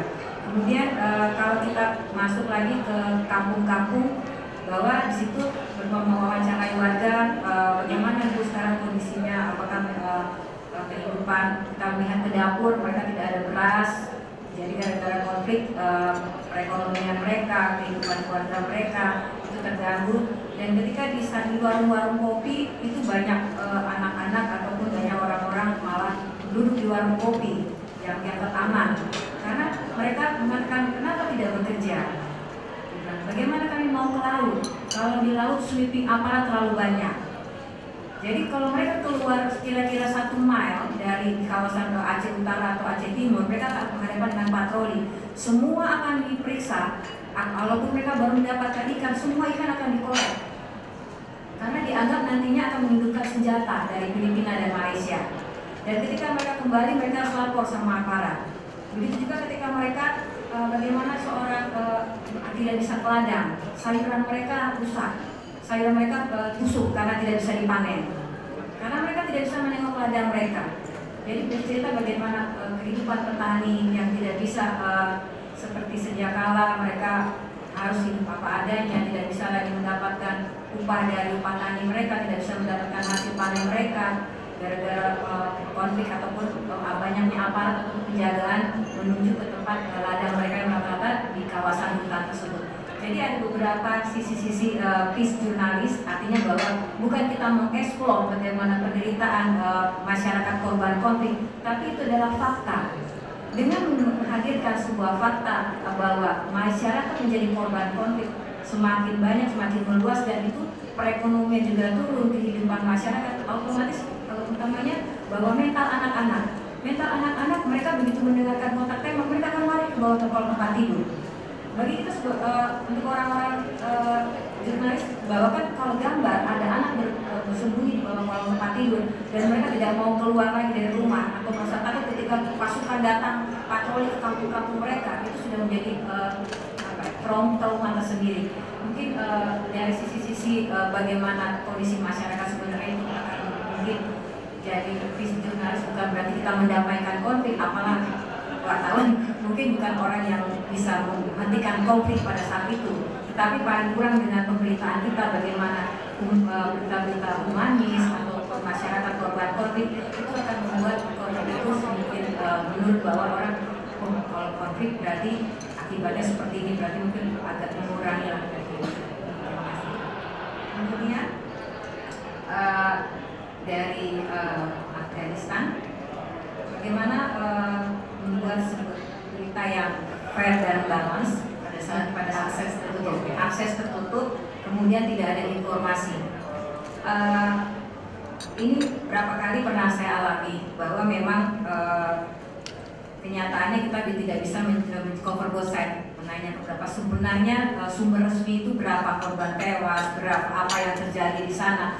Tetapi paling kurang kalau kita wartawan TV, gambar tidak bisa memasuki area, tetapi di batas ataupun apa yang bisa tertangkap dengan mata kamera, itulah berita yang bisa kita hadirkan pada pemirsa. Jadi kita tidak bisa masuk ke dalam lokasi kontak tembak, tetapi di situ ada misalnya ada penjagaan atau tempat terakhir kita berada, gambar itu bicara semuanya, bahwa bicara secara jujur terus terang bahwa kami sudah berada di perbatasan, tidak bisa yang lokasinya berjarak sekitar mungkin 2 kilo dari tempat ini, tempat saat ini saya berada, dan di sini hanya terlihat ada penjagaan aparat keamanan dan ada pengungsian. Jadi apa yang sementara dari informasi yang kami terima ataupun dari informasi dari masyarakat yang ada di sana atau apa yang kami lihat bahwa ini, jadi artinya bahwa hanya melaporkan apa yang terjadi di depan kita saja, karena memang kita tidak bisa menceritakan apa yang terjadi di dalam, karena memang tidak ada informasi secara resmi dan atau itu tidak bisa dipertanggungjawabkan nantinya. Jadi lebih baik kita menceritakan ataupun memberitakan apa yang ada di depan kita, walaupun kita menceritakan bahwa lokasi ini berjarak sekitar 2 kilo atau 1 kilo dari tempat lokasi. Jadi apa yang ada di titik terakhir. Tetapi sebagai seorang wartawan biasanya kita akan mencoba berbagai strategi untuk bisa mencapai ke lokasi yang lebih dekat. Dan karena memang kalau di Indonesia misalnya ketika ada penangkapan teroris ataupun ada misalnya teroris ataupun kontak tembak, itu mereka akan post lingkaran satu ya, ring 1, ring 2, ring 3. Artinya ada penjagaan 1, 2, dan 3. Biasanya kita akan di stop di penjagaan 3, ring 3. Nah, masih selalu mencari celah, cari warga dari di sana, bagaimana mendapatkan ada jalan tikus, jalan tikus ataupun jalan yang kampung yang bisa kita lewati dalam jalan utama. Jadi sampai ke titik kita akan tembus dengan cara masing-masing, ya tentunya dengan mempunyai warga lokal yang akan memberitahukan bagaimana jalan ke titik lokasi terdekat. Jadi artinya bahwa kita juga tidak tinggal diam, tidak hanya di sini, oh enggak juga, karena kita juga pas sebagai wartawan pasti akan mencari lokasi yang terdekat dengan TKP ataupun tempat kejadian peristiwa tersebut. Terima kasih. Bagus. Mungkin yang pertama tadi ingin menjawab seputar dalam konteks kekinian gitu, peranan yang bisa dimainkan oleh media. Atau boleh sambung ke Mas Hannibal dulu ya, sambil dipikirin jawabannya gitu ya. Baik Mas Hannibal, tadi ada pertanyaan yang berkaitan dengan sosial media dan lain sebagainya. Jadi apakah memang saat ini masih ada kebutuhan atau tidak begitu ya? Mengingat bahwa sebenarnya akses yang tertutup itu bisa disiasati dengan sosial media. Silakan Mas Hannibal. Saya jawab dengan bahasa Indonesia. Jadi memang dalam situasi yang tertutup seperti kayak misalnya Gaza atau wilayah-wilayah lain tadi yang di Afghanistan, saya juga belum bisa membayangkan situasi yang di sana seperti apa. Yang jelas memang seperti yang ketika saya datang ke Gaza waktu itu, saya kemudian membuat kontak dengan kawan-kawan di sana, kenalan-kenalan baru yang dia juga ada yang wartawan, ada juga yang warga yang kemudian kalau misalnya ada apa-apa dia bisa kita kontak lewat Facebook atau lewat email tentang situasi terakhir. Nah, adanya kawan-kawan yang ada di lokasi penduduk setempat yang kemudian menjadi hubungan dengan kita, itu kemudian menjadi sumber-sumber berita yang cukup banyak buat kita. Bahkan ketika ada kawan tadi juga dia relawan Mercy yang kemudian dia bertahan di Gaza dan kemudian dia menjadi wartawan di sana, dia sering kita memanfaatkan, kita minta dia dilaporin namanya, kadang-kadang karena dia freelance dia, kadang-kadang ke TV One, kadang-kadang ke Metro juga untuk memberikan laporan situasi terkini. Memang peran media sosial ini saya rasa menjadi cukup penting, walaupun memang dalam situasi tertentu seperti yang perang yang cukup besar, memang kita yang wartawan perang itu juga jadi pengen juga untuk pengen itu artinya bahwa itu ada suatu hal yang menarik untuk kita ikut mengungkapkan apa yang terjadi, yang sebenarnya terjadi di lokasi. Sebenarnya saya konflik di Filipina yang berkaitan dengan warga Indonesia yang ditangkap di sini bolak-balik. Kalau saya di TV One cuma merintahkan anak buah kemarin. Lalu juga tentang bagaimana wartawan dengan berbagai peran tadi. Ya memang artinya sebagai wartawan kita tetap yang terbaik adalah jurnalis yang kompeten. Artinya kita meliput dengan baik, dengan benar, tidak menyalahi segala aturan tentang kemanusiaan, tentang etika dan sebagainya. Nah, yang kemudian saya ceritakan tentang peran yang lain, tentang berperan sebagai humanitarian worker atau kemudian juga diplomat, karena itulah yang saya rasakan ketika saya berangkat ke Palestina waktu itu. Waktu itu, misalnya kalau yang diplomat, sok-sokan jadi diplomat. Waktu itu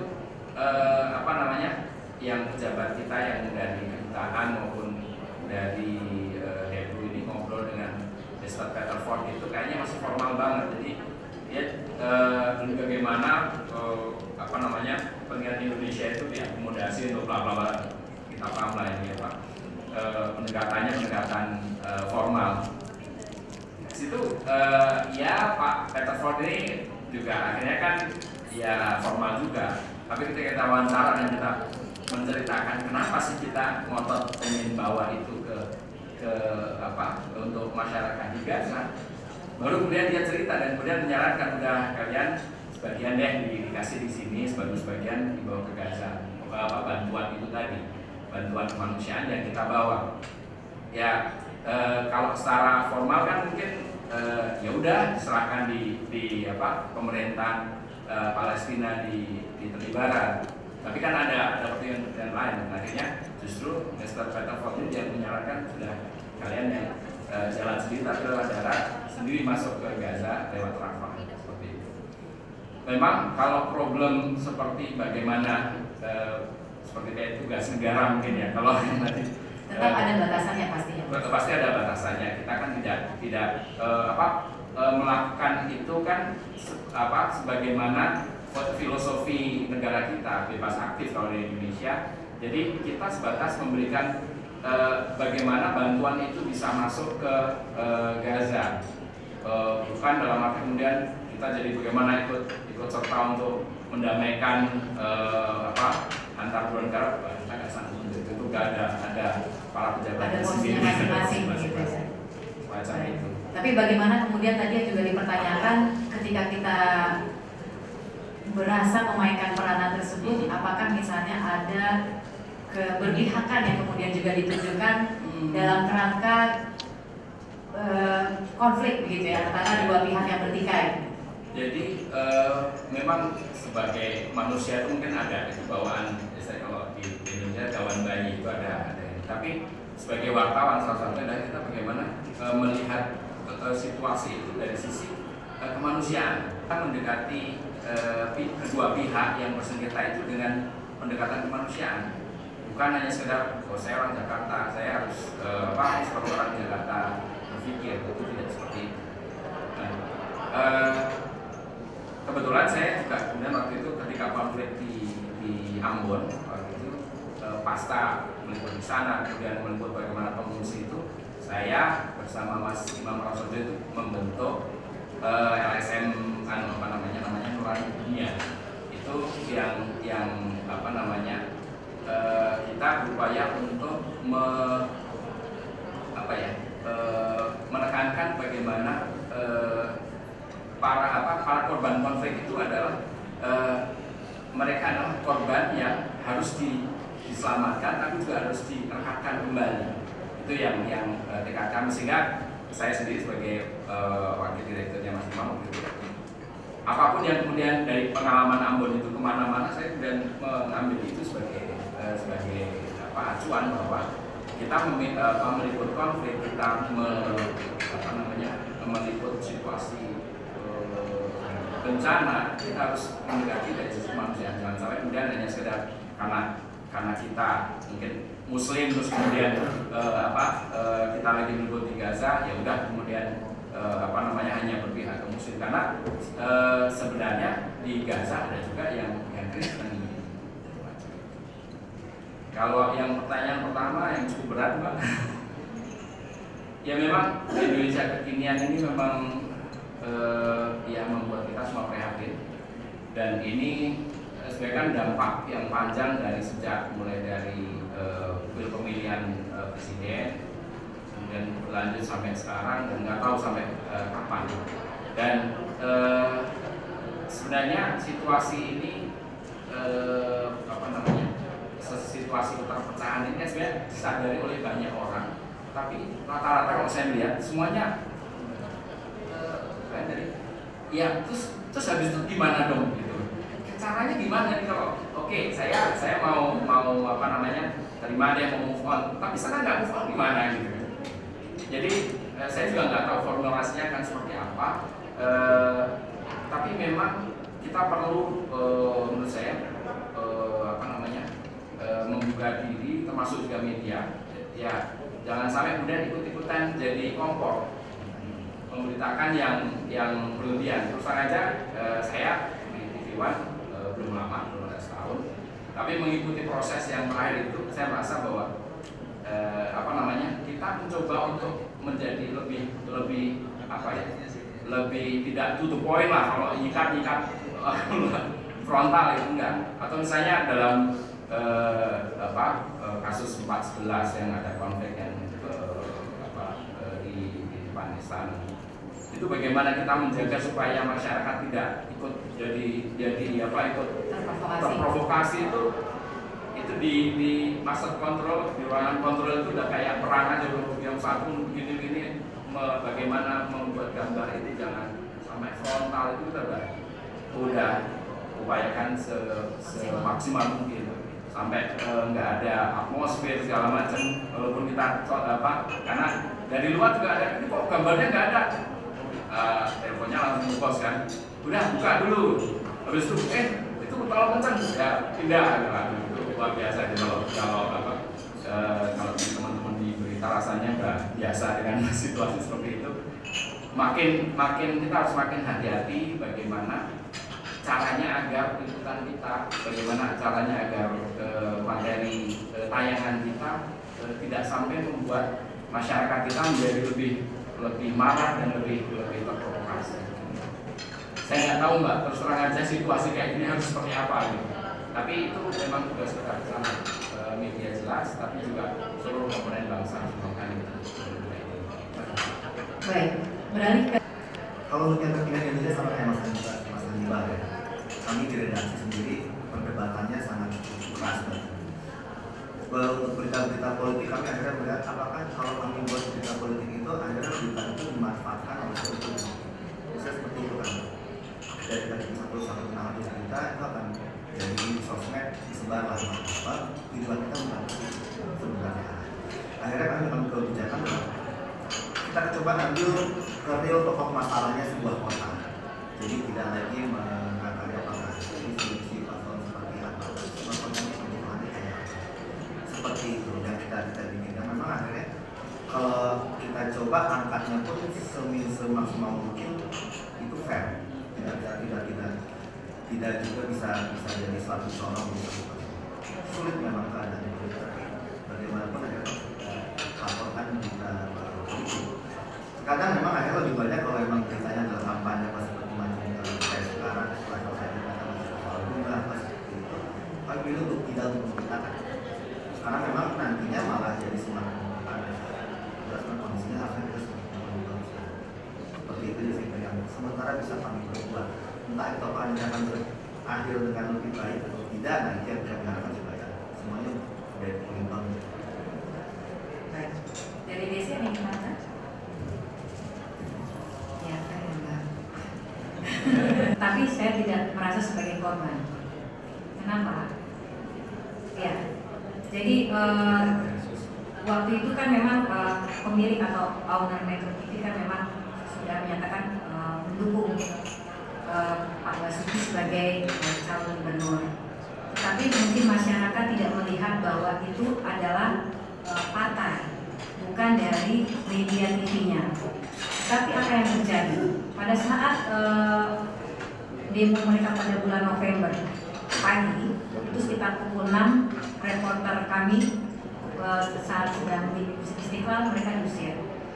Kemudian kantor memerintahkan saya, Desi kamu harus backup di Istiqlal.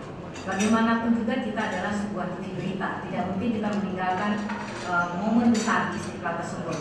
Akhirnya saya diturunkan pada saat itu sekitar pukul 9 pagi sampai di menjemput kameramen dari depan Indosat, kemudian kami berjalan kaki. Sepanjang perjalanan dimaki-maki oleh orang. Apa ini Metro TV? TV kafir. Sampai saya dibilang anak haram, makan uang haram. Saya bilang saya nggak ada urusan Bu. Pergi usir, dibilang Bu, saya di sini sebagai seorang wartawan. Kalau ibu mau usir saya silakan usir. Ibu mau dorong saya silakan. Tapi akibatnya mereka karena pasien sholat Jumat, jadi hanya ibu-ibu yang merubutin, semakin mereka berteriak, akhirnya saya berteriak, ya Allah terima kasih ya Tuhan, hari ini saya dimaki-maki orang, saya belum sarapan. Akhirnya semakin dia memaki saya berdoa, akhirnya dia pergi sendiri. Dan sepanjang jalan dia mau ke istana, saya ke Istiqlal, itu dimaki-maki sepanjang jalan. Pada bulan November mereka hanya maki-maki Metro TV, sampai saya di Istiqlal, siaran di Istiqlal. Pada bulan Desember, demo bulan Desember, mereka sudah berani melempar air aqua, sebotol dilempar. Metro TV usir, lempar. Badan sudah basah tuh. Tapi saya tetap jalan sama kameramen. Saya bilang sama kameramen, kamu yakin jalan. Sampai kami Istiqlal, kami siaran Istiqlal. Dan kemudian pada bulan Januari, mereka bukan hanya memaki, mereka bukan hanya melempar dengan air, mereka memukul.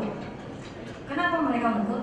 Jadi sepanjang dari masuk dalam istana sampai ke depan Masjid Istiqlal, mereka hanya berpikiran bahwa Metro TV itu bukan mereka marah dengan partai yang mendukung Ahok, tapi mereka juga marah dengan jurnalisnya. Padahal sebagai TV berita kalau kita mau lepas itu berita bisa lepas, tidak masalah. Tapi kan kebijakan kantor news is news. Bahwa apapun akibat apapun yang terjadi, bahwa sebagai seorang wartawan harus bisa masuk di dalam tempat tersebut menceritakan apa yang terjadi, peristiwa apa yang terjadi. Walaupun pada saat itu kami bukan hanya diusir, tetapi kami juga dipukul pada saat itu. Kenapa awalnya masuk dalam Masjid Istiqlal baik-baik saja. Baik mereka bilang, oh Mbak gimana? Yang kemarin meliput Sandra di Filipina ya? Iya, foto dong, masih berfoto ketika masuk dari pintu samping. Tapi ketika saya bilang sama kameramen, tolong ke atas ambil gambar pada saat mereka doa dan tausiah. Pada saat kameramen saya buka sepatu, tiba-tiba ada teriak, ada Metro usir, dia bilang. Usir, akhirnya kita ke depan, mereka lempar air, terus panjang jalan, mereka mukul, mereka nendang, mereka meludah. Tapi ya, kalau saya, mungkin ada beberapa foto yang saya senyum. Akhirnya saya bilang, alhamdulillah terima kasih saya senyum, saya jalan. Terima kasih, alhamdulillah saya senyum, saya jalan. Sampai dibawa ke depan gereja katedral, dievakuasi depan gereja katedral.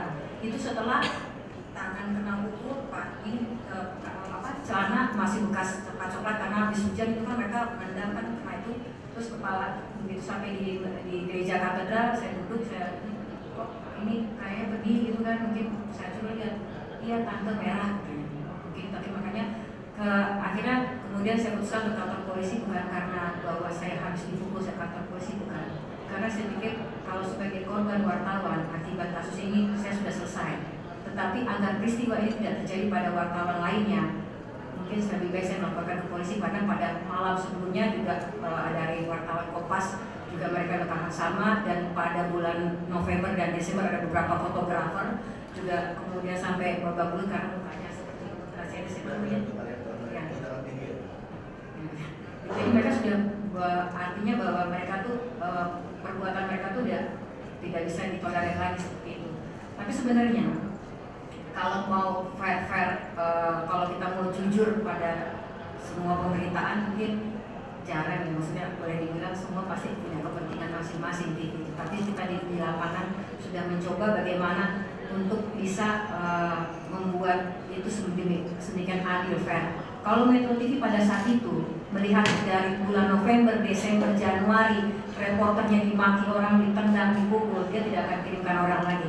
Tetapi kami mencoba untuk bersikap fair. Bahkan ketika saya dibilang Desi buka seragam, tidak, saya lebih bangga dengan wartawan seragam saya. Kenapa? Saya jujur dengan profesi sebagai jurnalis. Kalau saya pakai pakaian bebas, mereka tidak tahu saya wartawan. Kalau saya pakai baju bebas juga mereka tidak tahu saya Metro TV. Jadi apapun yang terjadi, lebih baik saya jujur dengan diri saya bahwa saya sebagai seorang wartawan apapun yang harus dihadapi. Ya walaupun itu risikonya seperti itu. Dan jujur saja, ya begitu di media sosial, kemudian mereka menghina segala macam. Kemudian orang-orang banyak bertanya, gimana perasaannya setelah kejadian itu? Saya bilang, saya malu dan saya sedih. Kenapa malu? Saya bisa berangkat ke Afghanistan, ke Gaza, ke Yaman, semua pulang, tidak ada satu badan pun yang lecet. Tetapi di Masjid Istiqlal 4 orang yang niatnya mau berdoa dan tausiah, berdoa pada Allah, itu orang Muslim dan saya juga Muslim, mereka malah memukul. Dan saya perempuan, kameramen saya juga diudai segala macam. Saya malu kenapa? Karena saya orang Muslim, saya dievakuasi ke gereja. Bagaimana malu saya sebagai seorang Islam? Saya dihina di masjid, kemudian saya dievakuasi ke gereja katedral. Jadi kalau dibilang bahwa kami orang media tidak lagi berpihak atau membela itu, tidak. Kalau kita mau Metro TV pada saat itu berpikiran bahwa tidak ada lagi liputan demo, selesai. Tapi kita tetap, walaupun resikonya ya harus dihadapin seperti itu. Ya memang yang sebenarnya yang bikin berat itu bukan karena dipukulnya, karena begitu dipukul masuk rumah sakit, diobatin, kasih obat merah, selesai. Pagi-pagi tinggal pijit karena badan nanti kamu kayak habis dipukul gitu kan. Cuma yang jadi masalah dari media sosial.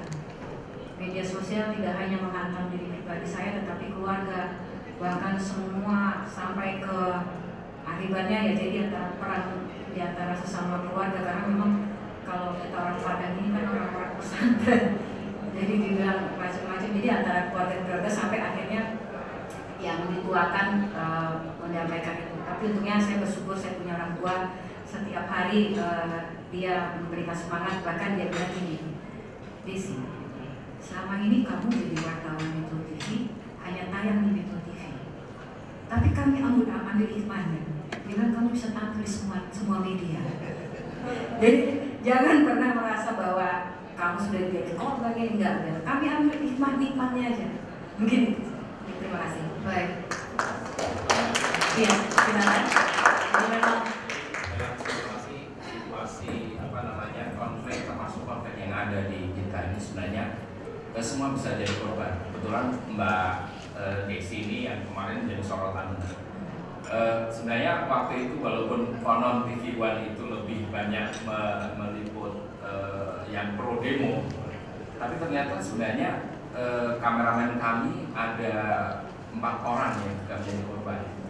Jadi yang di depan demo yang di depan istana itu ada yang mukul juga pakai baju putih juga, tapi kemudian ditolong juga oleh yang pakai baju putih.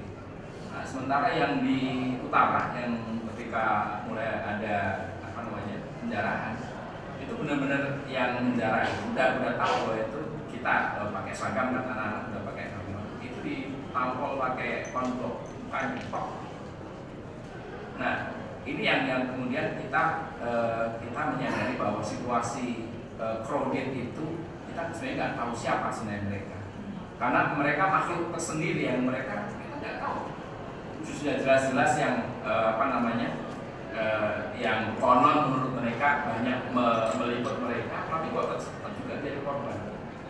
Mbak Desi, dan lebih lagi yang dianggap sebagai TV lawan dan kemudian menjadi korban yang lebih berat seperti itu. Inilah jadi PR kita semua sebenarnya, PR dari kebangsaan ini, PR bagaimana kita membuat situasi menjadi lebih baik dari sisi perasaan kebersamaan kita, perasaan bersama kita.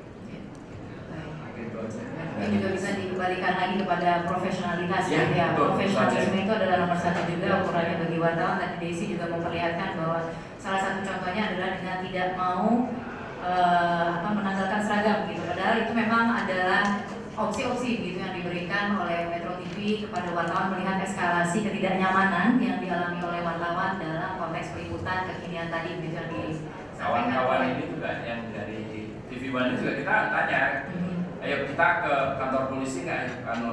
Berapa nggak apa-apa, udah boleh diobatin aja. Termasuk juga dengan misalnya security gitu yang juga disediakan untuk mendampingi wartawan kita yang berada di lapangan pada saat itu. Baik, saya ingin beralih dulu, ini bisa berkepanjangan. Saya masih ada satu sesi lagi gitu ya. Kalau boleh saya minta 3 penanya singkat-singkat saja karena waktunya sudah hampir berakhir. Silakan Nadik, dan kemudian the next question to you, and satu lagi kalau boleh. Ya, silakan. Baik. Saya masih akan kembali ke masalah. Makanya saya kan dari FISIP, EF juga dari FISIP, EF Saifullah. Kenapa teman-teman FISIP ini, Sandi juga dari FISIP, kenapa teman-teman FISIP itu marah sama EF? Karena satu hal, karena EF menyatakan dia dengan sengaja menggunakan masjid dan agama untuk memenangkan timnya. Nah, ini menurut saya sebenarnya agak kecewa dengan pemberitaan media massa mengenai bagaimana sebetulnya agama setiap hari digunakan atau ras itu digunakan, gantung Cina, ganyang Cina, masjid-masjid mengkafir-kafirkan orang, dan itu tidak muncul di media massa. Akhirnya Mbak Desi munculnya di media sosial. Karena media massa tidak memberitakannya, dia muncul di media sosial tanpa kendali. Nah, menurut saya sekarang nggak bisa misalnya Iqbal, media massa bilang nggak tahu mau ngapain, harus tahu mau ngapain. Dengan segera akan ada pemilu pilkada Jawa Barat, Jawa Tengah, Jawa Timur, dan yang saya dengar isu ini akan terus digulirkan. Maka akan ada serangan terhadap Syiah, terhadap Ahmadiyah, terhadap anaknya PKI dan seterusnya dan seterusnya. Kalau media massa hanya bekerja seperti biasa memberitakan peristiwa apa adanya, saya yakin negara ini sedang menuju kehancuran seperti Suriah Timur Tengah. Kita sudah mati-matian berusaha merajut tenun kebangsaan itu selama bertahun-tahun, dan all of a sudden 2017 ini hancur. Karena itu saya minta tolong justru media massa, tolong jangan pernah beri ruang bagi orang-orang yang akan menyebarkan kebencian. Misalnya di TV One ILC, jangan pernah lagi beri kesempatan pada orang seperti Zulkarnain atau siapa namanya, Teguh something itu, dari MUI yang pernah bilang bahwa harusnya Ahok itu disalib, dipotong-potong tangan kanan kirinya. Itu di televisi. Ya. Jadi dengan kata lain, sebenarnya televisi bisa membantu dengan cara apa? Orang-orang ahli agama yang dimunculkan hanyalah mereka yang membawa suara kedamaian. Jangan pernah beri ruang buat FUI, FPI, MUI garis kanannya, garis kerasnya, jangan pernah diberi tempat. Bilang ke Bang Karni, jangan beri tempat, karena yang akan jadi korban bangsa ini. Jadi jangan kata apa? Oh, bisa nggak dia ngomongkan? Bisa. Kenal baik. Nggak, saya mau bilang bahwa jadi tadi kan sudah bicara tentang bagaimana wartawan bekerja di suasana konflik. Yang lebih penting sekarang adalah bagaimana media bekerja mencegah konflik. Ya, baik. Terima kasih. Baik, terima kasih. Langsung next your question, please. An information that comes out of the Pacific Media Center. I found this a really fascinating panel, and thank you very much. I found it very stimulating. One of the aspects is that I think very much the trend has come from the whole panel about elements of human rights journalism. And human rights journalism I see is very much a specialized version, specialized an adaptation of peace journalism. We actually teach peace journalism in our centre as part of a course called Asia Pacific Journalism. My own experience as a journalist over the years has been a number of conflicts, including being on an environmental ship that was bombed by state secret agents from a country which were named the moment. It's a very famous story, actually, the Rainbow Road. So I've had a very big interest over a number of years about reporting in conflict situations. So I found this very illuminating and very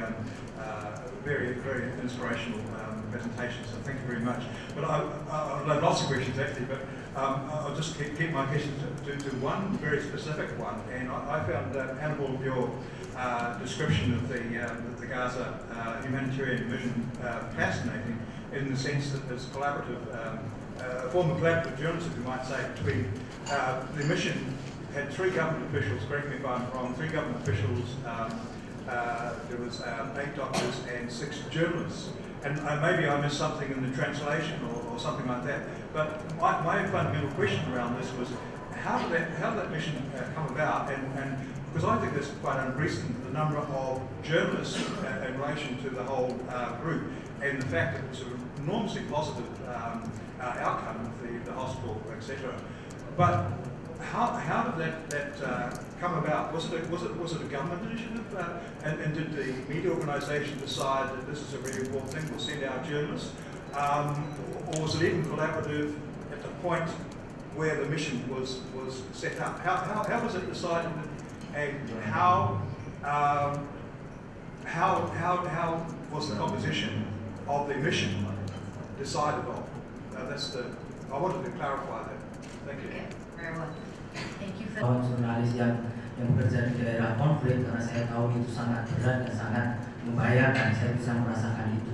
Dan saya ingin mengatakan bahwa sebetulnya jurnalisme sensitif konflik itu adalah sebuah pendekatan ketika jurnalis itu meliput persoalan liputan sehari-hari, tidak hanya di wilayah konflik, tapi sebetulnya jurnalisme sensitif konflik ini adalah sebuah pendekatan yang bisa diterapkan untuk meliput persoalan-persoalan sekarang, kekinian itu. Nah, seperti contoh misalnya adalah peristiwa memberikan karangan bunga di balik kota, itu konflik. Sampai di wilayah saya di Jogja, mereka mengatakan itu disetting. Tetapi kemudian apakah iya? Nah, sebetulnya jurnalis dengan pendekatan jurnalisme sensitif konflik yang sudah direkomendasikan oleh UNESCO, itu kemudian bisa memberikan persoalan itu. Kalau peminjam Ade Armando adalah kemudian jurnalisme ini kemudian digunakan untuk kemudian merawat kebangsaan ini. Jurnalisme sensitif konflik itu sangat rumit karena tidak menampilkan hanya di kutub di puncak gunung es, tapi kemudian adalah uncover, membuka sampai ke bawah, kemudian sebetulnya persoalannya ini apa, dan itu tidak mudah. Sehingga, nah, jurnalisme sensitif konflik ini sebetulnya itu berdiri berbeda, berhadapan-hadapan dengan jurnalisme damai. Itu dua pendekatan yang berbeda. Jadi kalau jurnalisme sensitif konflik seperti yang tadi juga disinggung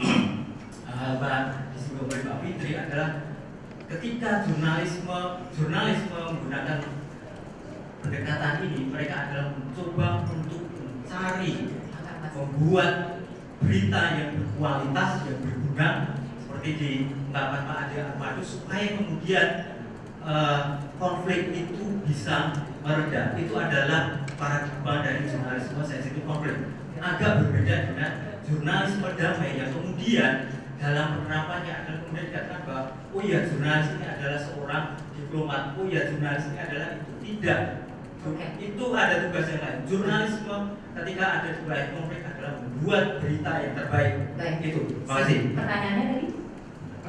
Penanggapan saja, baik kalau gitu Mas. Di kantor untuk turun ke lapangan, lalu juga kita di kantor hanya melakukan monitoring.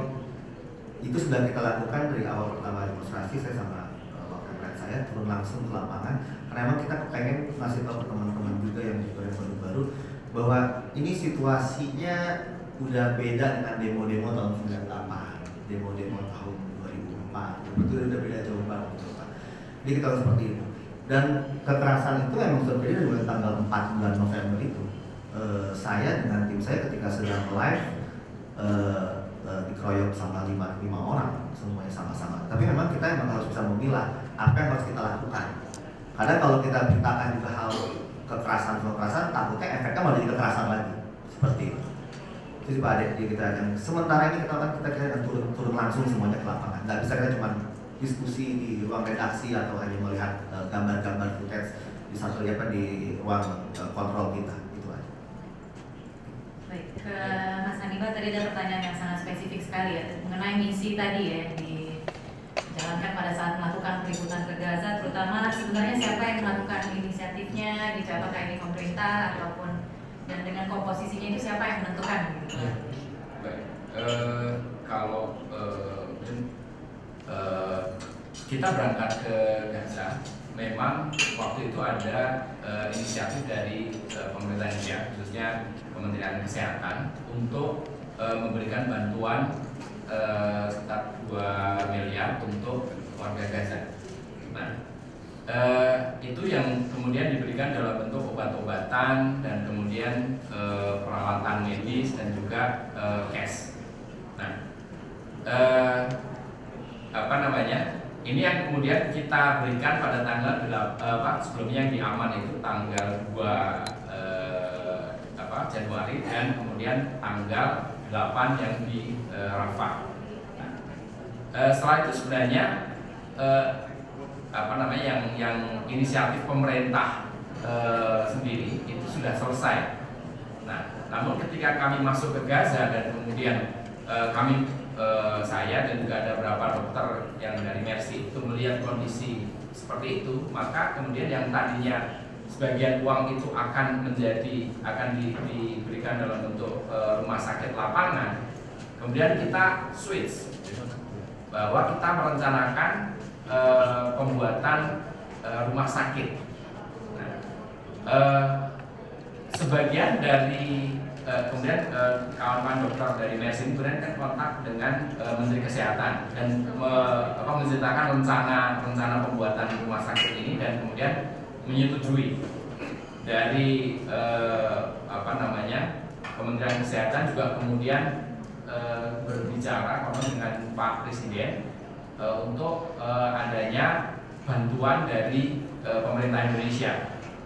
Nah, inilah yang kemudian digabungkan dengan upaya dari Mercy sendiri yang mengkolek uang dari sumbangan seluruh rakyat Indonesia yang kalau tidak salah tadi mencapai 162 miliar rupiah, dan itulah yang diwujudkan dalam bentuk rumah sakit dan juga peralatannya. Jadi rumah sakit itu adalah uangnya berasal dari pemerintah Indonesia mungkin sekitar 10 atau sekian miliar rupiah, dan sisanya dari rakyat Indonesia. Memang cukup besar dari sumbangan dari rakyat Indonesia ini.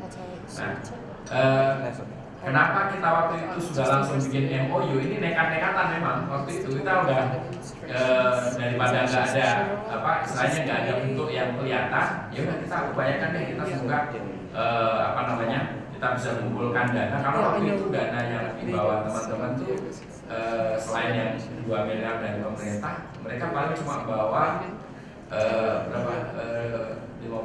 dolar kalau nggak salah. Nah, itulah yang kemudian pertama kali diberikan dan menjadi langsung ketika kami sebelum berangkat sebelum pulang ke Indonesia itu beli tanah segala macam sudah dibentuk. Jadi seperti itu, Mr. Jadi it's collaboration between Indonesian government and Indonesian people. Kalau untuk yang Mas Ade, insya Allah saya sampaikan Mas. Dan apa yang terjadi sekarang ini, kalau Mas baca atau melihat, sebenarnya sudah terjadi penurunan tensi benar-benar termasuk di ALC. Bahkan sebenarnya memang ada kalau Mas berarti kan sudah 14 itu ada berapa nama yang muncul aja enggak, yang biasanya muncul nggak muncul. Terus kemudian juga kita sangat hati-hati untuk ngambil angle-angle yang agak ekstrim. memang sudah kami laksanakan. Memang concern kita sebenarnya sama supaya situasi tidak menjadi semakin buruk. Apa yang saya katakan, saya nggak tahu sebenarnya. Ya, saya mungkin ada gambaran, tapi kita harus bersama-sama membahas itu semua. Tidak bisa kita hanya sebagian saja.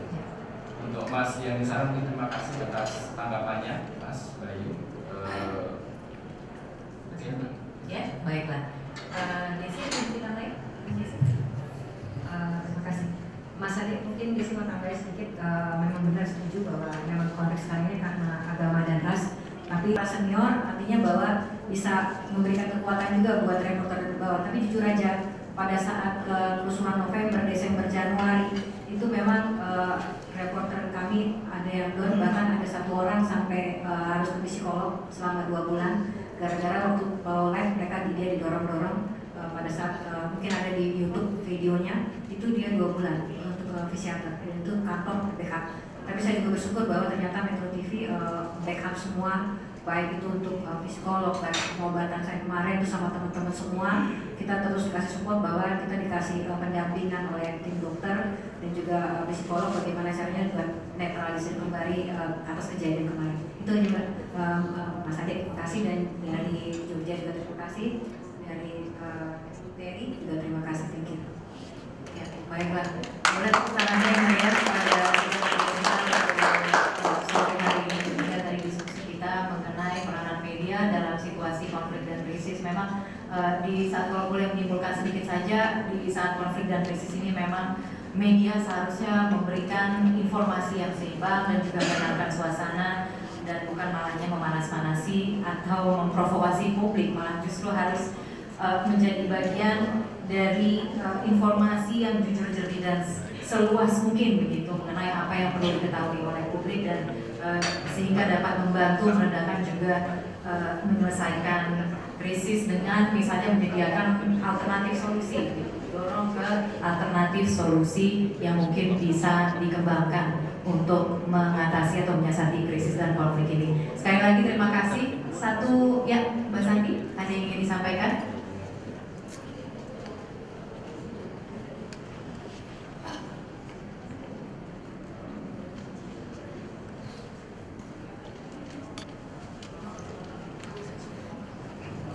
Baiklah, kalau begitu terima kasih sekali lagi atas perhatiannya pada sesi kali ini, dan kita akan segera mengakhiri sesi pada siang hari ini. Dan kepada para pembicara saya mohon untuk tetap bertahan karena nanti sepertinya akan ada souvenir yang disampaikan, kemudian juga nanti kita akan foto bersama gitu ya.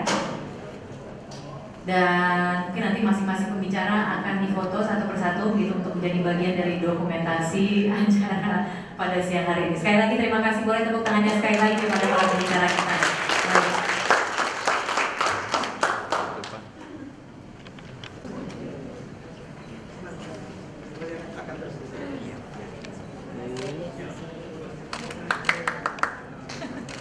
Oke, lihat kamera. 1, 2. Ya.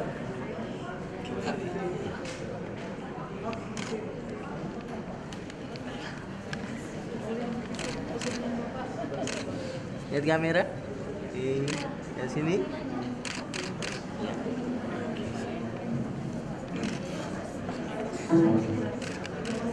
Lihat kamera. Ibu. Lihat sini, Bu. Yes. Lihat kamera. Lihat sini. Yes. 1, 2, 3.